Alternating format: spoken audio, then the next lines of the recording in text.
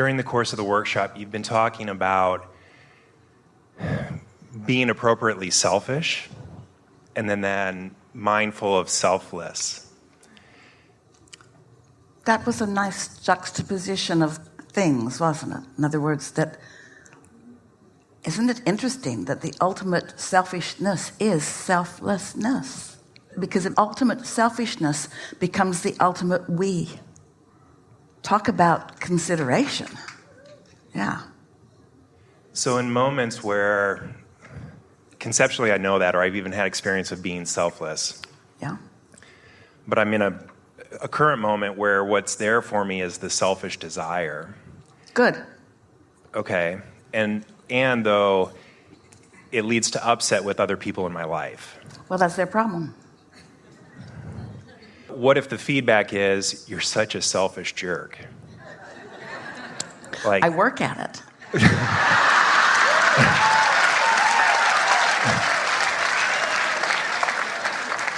Because if I'm not selfish enough to stay connected to who I am, then I've no value to anyone. One time we were having a discussion with a mother about her adult son. And we were encouraging her, as we have been during these hours that we've been together. And she said in response, won't he feel like I am forsaking him? Because if I'm not giving him what he thinks he needs from me, but instead I'm selfishly satisfying my own connection, won't he feel forsaken, forgotten? And we said, how could that be? How could you be tuned in to the whole of who you are, to your vortex, which includes every desire that you've ever held for him? How could you be tuned to all of that and flowing all of that to him? And how could he feel forsaken? Well, she didn't really go along with this because she felt like he still could feel forsaken. And we explained to her, there's nothing that you can do about that. Because if someone else's judgment about your value to them is dependent upon their observation of your sacrifice of your connection or in order to give them something, they're not going to get it, not right now. And you agreeing with them just to calm the savage beast is not sustainable. Okay, so right there, if their upset causes my own discomfort. But here's the thing.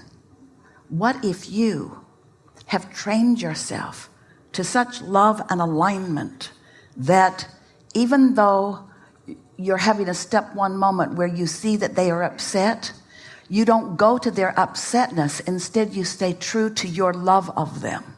It takes some doing for somebody to stay upset when you're loving them. But if something else is happening, like they're upset, so then you're upset, or they're resentful, then you're resentful, that's a whole different story.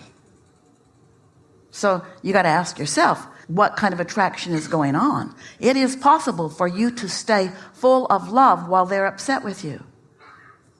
And if you do that consistently, we promise you they'll come around because they want to feel good and they want to love you and they want you to love and they want you to love them. The common scenario is behave differently and I'll treat you differently. But that's not the one you want to perpetuate. That's making you all nuts.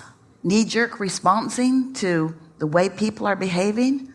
So many people, that's their weak and not very effective attempt to control. They want to control you through their smiling and pouting. They want to train you that when they're smiling, do more of that. And when they're pouting, do less of that. And you want them to understand that their smiling or pouting are irrelevant to you because you're tuned to another smiler. You're tuned to source energy. And in time, they'll come along or they won't.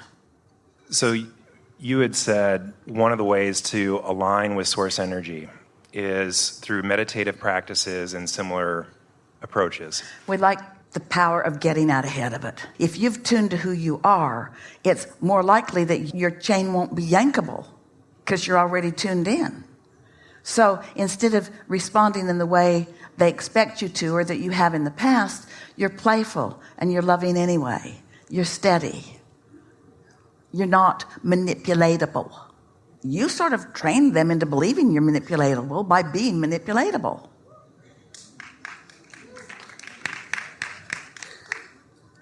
In terms of approaches for being out in front of it, one thing I heard you say was quiet the mind, be free of the thought, and then what will arise is thought from source. And the premise of that is it's easier to achieve connection with this high-flying vibration of source energy from a neutral place rather than digging a hole and getting in it and then climbing out of the hole to ground level and then climbing the ladder to the rainbows. It's just better not to have dug the hole to begin with. A lot of people dig a hole and get in it because when they get out of it, people clap. It's like, good for you. You got yourself out of the hole. And hardly anybody says, you're so wonderful, you never get in a hole.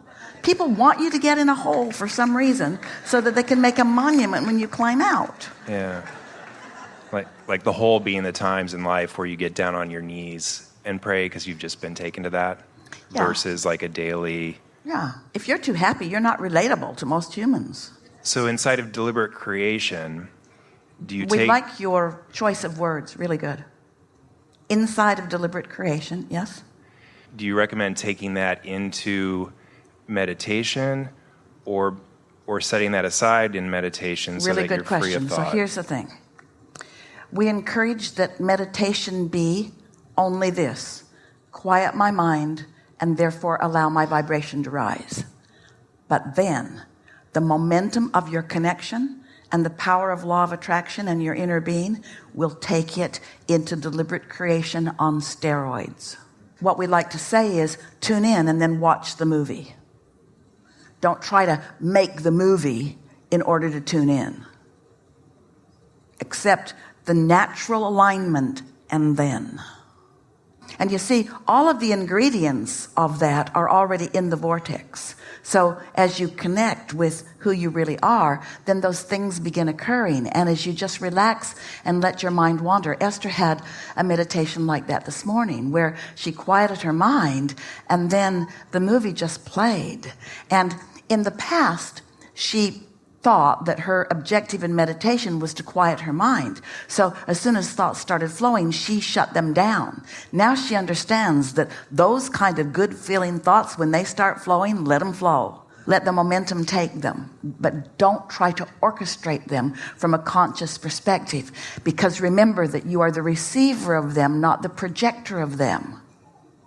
You're connecting with source so that you can receive the perspective of source. And in time, you won't be able to tell the difference since you're the translator of the vibration into the visions, into the impulses, into the words. It's like such mutual attraction from each other. It doesn't matter who's doing what. But there's something really letting goingness. There's something really allowing, like when you have the awareness that you're watching the movie, not creating the movie. And your question really pointedly asks that. When I meditate, am I then becoming a deliberate creator?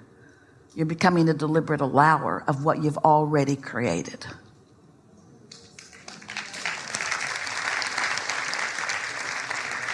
And so I think this is it. So give up the desire to edit what's playing out. Yeah, stop nitpicking and justifying and validating and defending.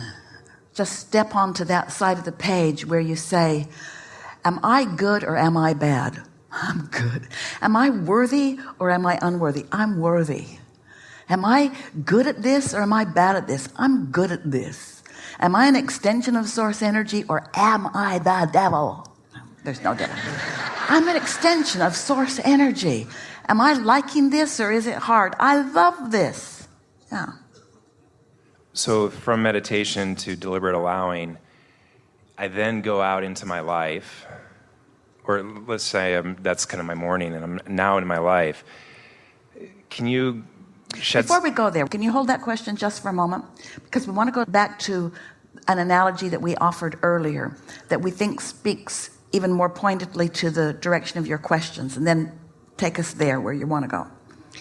So that picture of meditation that we helped you find, of withdrawing from the chaos deliberately by tuning to the silence and allowing your vibration to rise, and then how in that room lovely things just started manifesting in your mind all around you.